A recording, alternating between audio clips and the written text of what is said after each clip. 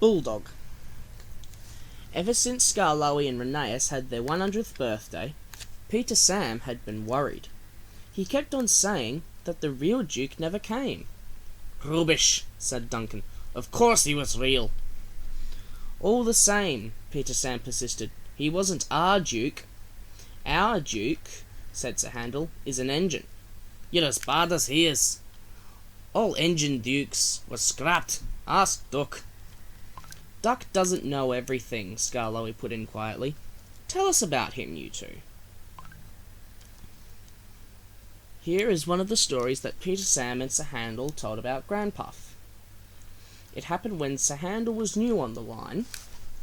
Now, have you remembered that in those days he was called Falcon and painted blue? You have? Now we can begin.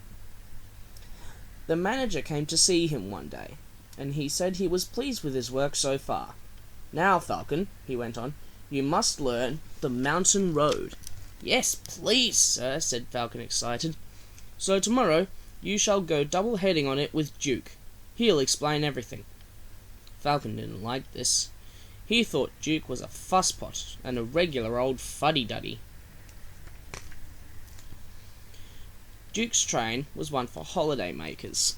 He called it the picnic. Falcon was ready when Duke arrived. Duke drew forward beside him. "Listen," he said, "the mountain road is difficult. You take the train and I'll couple in front." "No," said Falcon, "I'll lead. How can I learn the road with you lumbering ahead and blocking the view?" "Suit yourself," said Duke shortly, "but never mind the view. Attend to the track." "Look at the track," he puffed again on starting. "Never mind the view."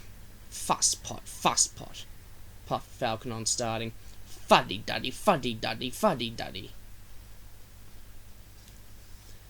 They rattled through the first tunnel, looped round, recrossed the river, and entered the second, climbing all the time.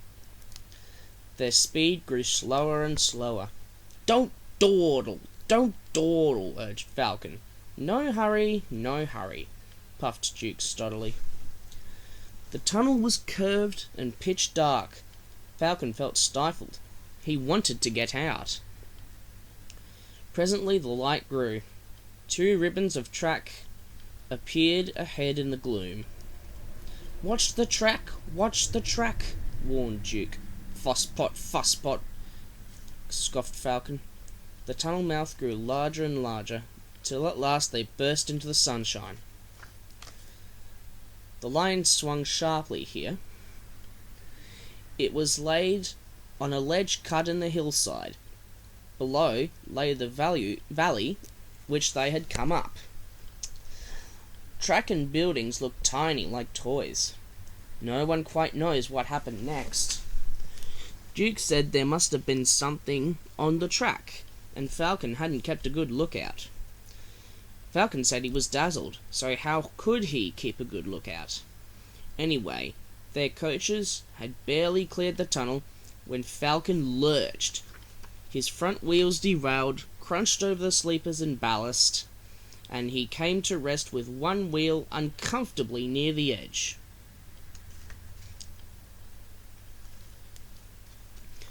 Duke had saved Falcon. Now he held on grimly with locked wheels and taut couplings. "Young idiot," he hissed. "Stop it! I can't hold you if you shake." Falcon tried hard to stop shuddering. Quickly, Duke's driver and fireman chocked his wheels and strengthened the couplings between the 2 engines. "Thank you," said Duke. "Now I'll manage."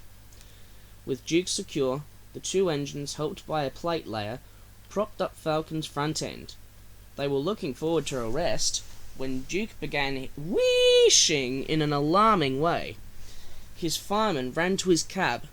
"Water!" he cried. "We want water, quickly!" The plate layer's cottage stood nearby.